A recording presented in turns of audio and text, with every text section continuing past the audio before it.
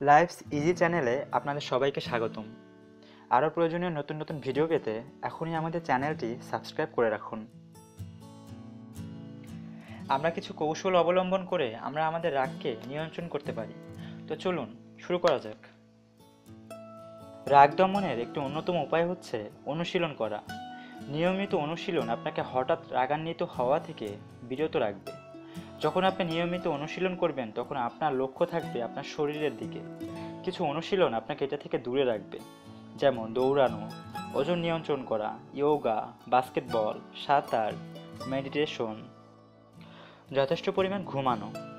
প্রত্যেক প্রাপ্তবয়স্ক মানুষের কমপক্ষে 7 থেকে 8 ঘন্টা ঘুমানোর প্রয়োজন, যা আপনাকে শারীরিকভাবে সুস্থ রাখবে এবং আপনার এই আবেগগুলোকে নিয়ন্ত্রণ করবে। আপনার রাগের কারণ সহ বিস্তারিত সব কিছু একটা ডায়েরিতে লিখে ফেলুন। যখন আপনি এটা করবেন তখন আপনি এমনিতেই এটা নিয়ন্ত্রণ করতে পারবেন।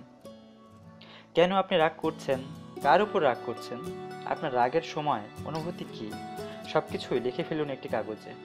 লেখার পর কাগজটির সাথে সাথে আগুনে পুড়িয়ে দিন।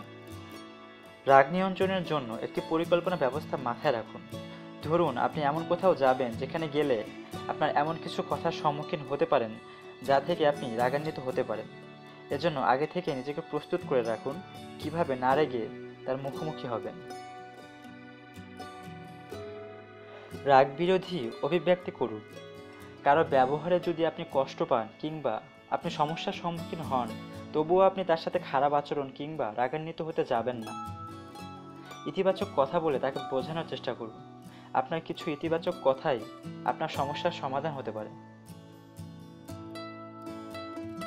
যখন আপনি বুঝতে পারছেন আপনি রেগে যাচ্ছেন, তখন সাথে সাথে আপনি যত তাড়াতাড়ি সম্ভব একদম চুপচাপ ও স্থির হয়ে যান।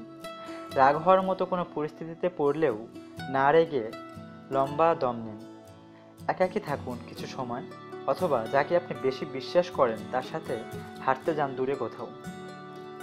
খুব বড় করে দম নিন কিছুক্ষণ এবং দম আস্তে আস্তে নিন এবং আস্তে আস্তে ছাড়ুন। এটি আপনার এই আবেগ থেকে তাৎক্ষণিকভাবে মুক্তি দিতে পারে। একটি সুন্দর জায়গার কল্পনা করুন। যদি আপনি খুব খারাপ পরিস্থিতির মধ্যে থাকেন তাহলে কিছু সুন্দর স্থানের কল্পনা করুন।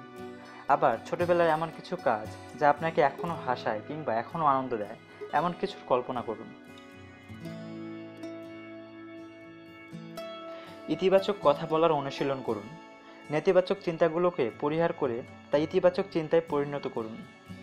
এটি যেমন আপনার রাগ কমাতে সক্ষম এবং শরীরের জন্যও অনেক কল্যাণকর। যখনই কথা বলবেন তখনই এমনভাবে কথা বলুন এবং খেয়াল করে কথা বলুন যেন কোনো নেতিবাচক কথা না আসে। বিশ্বাসী কারোর সাহায্য নিন।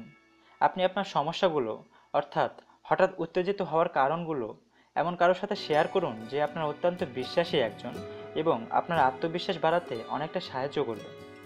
যদি আপনি মানসিক চাপ ও হতাশার মধ্যে থাকেন তবে তিনি আপনাকে অনেকটাই সাহায্য করতে পারবেন। ভিডিওটি দেখার জন্য অনেক ধন্যবাদ।